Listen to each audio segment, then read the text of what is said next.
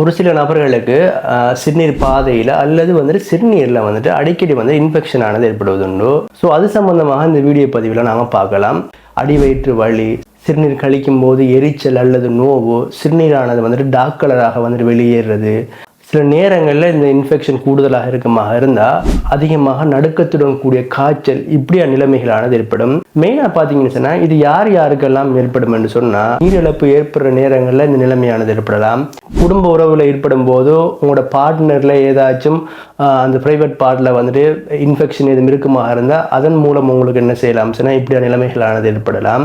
சூடான பிரதேசங்களில் வசிக்கிறவங்களுக்கு இந்த நிலைமையானது ஏற்படலாம். குறைவாக தண்ணி குடிக்கிறது, சூடான ஒரு ஃபேக்ட்ரியில் வந்துட்டு நாங்கள் வேலை செய்கிறது காரணமாக இப்படிய நிலைமைகள் என்ன செய்யும் சொன்னால் பெரும்பாலும் இது ஏற்படுத்தும். ஆனால் பெண்களுக்கு அதிகமாக ஏற்படும். அதற்கான முக்கியமான காரணம் மாதவிடாய் காலங்களில் அல்லது அடிக்கடி வந்துட்டு இந்த வெள்ளைப்படுகின்ற பிரச்சனை ஏற்படுவதன் காரணமாக சில நேரங்களில் கற்ப காலங்கள்லையும் இந்த இன்ஃபெக்ஷன் ஆனது அதிகமாக ஏற்படலாம்.